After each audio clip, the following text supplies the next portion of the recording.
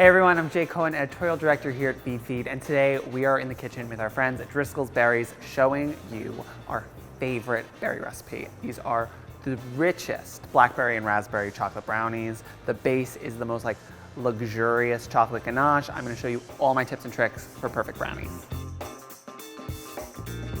For those of you at home who may not be familiar, I'm pretty confident in the kitchen, but what you don't know is that there's one thing that I know I make the best in the world, and that is my brownie recipe. It's actually the only recipe I won't share. However, just for you, I adapted it to use these beautiful blackberries and raspberries from Driscoll's, and this is the closest you will ever get to the recipe, and it's absolutely perfect. First, we are going to get a ganache going. A lot of people kind of do different things when it comes to their brownie mix. Some people use all dry, like just cocoa powder. I have some cocoa powder, but I think that having dark chocolate in your brownies is key. So I have 2 sticks of butter and 8 ounces of dark chocolate that I'm going to chop up and then melt in a little pan over some simmering water.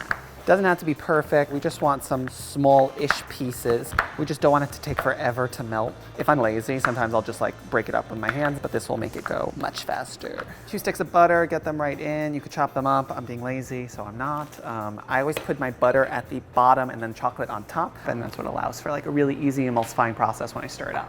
And then finally, 2 tablespoons of cocoa powder.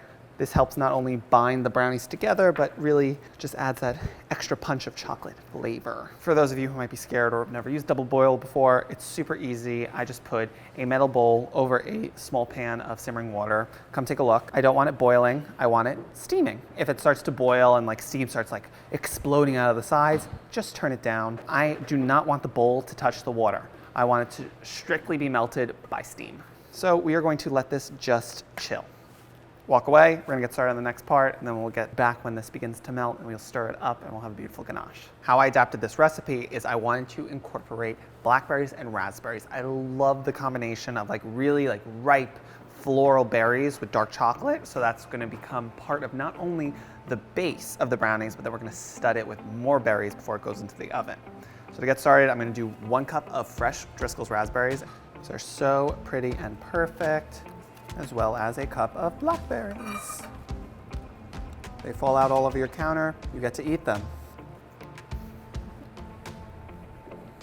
What we're gonna do is a super quick and easy maceration. So I'm adding my sugars. I'm doing 1 cup of granulated sugar and 1 cup of light brown sugar. And I'm going to take a whisk and just start mashing until the berries begin to weep and their juices dissolve the sugar, and we have a nice little paste going. It's a great way to kind of get out your frustrations or anger for the day. Just put it into the berries. And it happens pretty quickly. And for anyone at home who doesn't like the seeds, I'm sorry, but I'm not with you. I love the little kind of crunch you get, so they're staying in.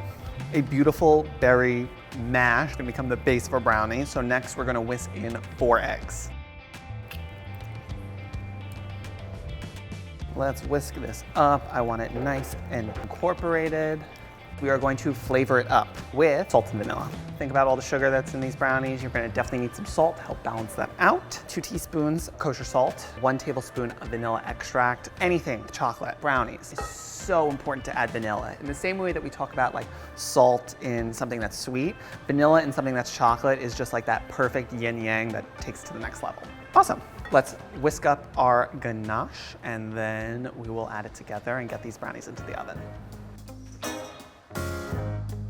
All right, let's stir it up, see how it's going. Still have some chunks, but we want to get an emulsification going. Trust me, once you make a brownie recipe with a ganache base, you will never go back. It's just the best, especially because since we're warming this through over a double boiler, you can add any type of flavorings you want. Spices, herbs, this would be a great recipe to infuse with thyme, citrus zest, throwing in an orange peel while you're making the ganache would just make this whole dish sing. I don't know, anything you want, a cinnamon stick, you do you, get creative. We have our berries, we have our chocolate ganache, we're gonna mix the two together.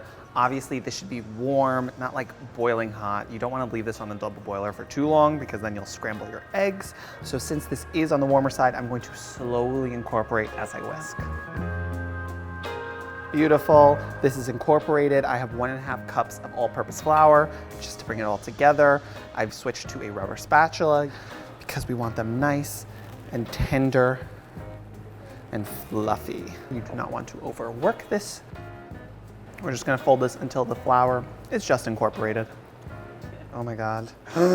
Smell of brownie batter. There's literally nothing better in the world. I would dab it behind my ears if I could. Ode to brownie.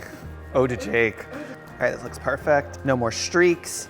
I have a 9x13 baking dish that I lined with parchment and sprayed with baking spray. And now we're just gonna add in the batter and stud them with some more berries.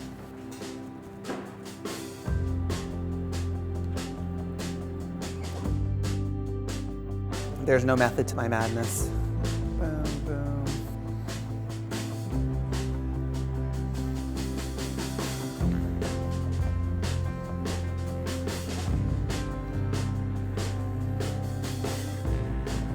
Yeah, that looks good. I'm happy with that.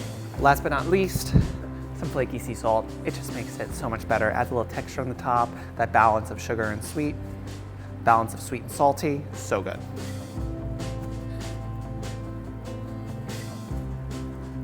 I'm gonna pop this into a 350-degree oven for about 25 to 30 minutes, and then we're going to cool it completely before you try to cut it. And then we're gonna eat them all.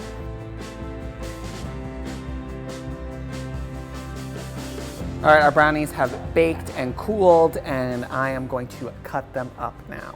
So that's why we line it with parchment, makes it super easy. They're gonna be delicate, they'll crinkle a little, it's all good. And I'm just gonna get them right onto a cutting board, and we'll slice it up.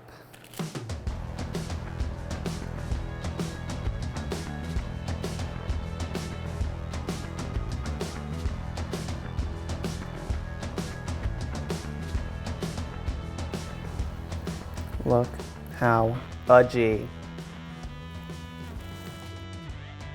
If it looks dry, it's gonna taste dry, and this does not look like it tastes dry. So Alex has tried my brownies, like the OG brownies, many times. So she can attest to these and how we've tweaked them to incorporate ripe Driscoll's berries. So shall we do a little? So gorgeous. I'll take a little raspberry one. Cheers. Cheers. Cheers. Oh my gosh. They're just so Those chocolatey. are so moist. It is. It's fudgy. Like this is like, Wow. and the berries, by using like the mashed raspberries and blackberries, you add so much moisture to your brownie batter. It just like, you can't overcook them. It's like a foolproof recipe. And it adds a little bit of tartness. It's so good. Wow. All right, we got it. I think this is it. I think this is, I'm done. I'm done after this. This is like my swan song. Thank you all so much for watching. You can head to Driscolls.com to get this recipe and so many more that we've done with them. Thank you so much, Driscolls, for the awesome berries to make this awesome tray of brownies, and we'll see you next time.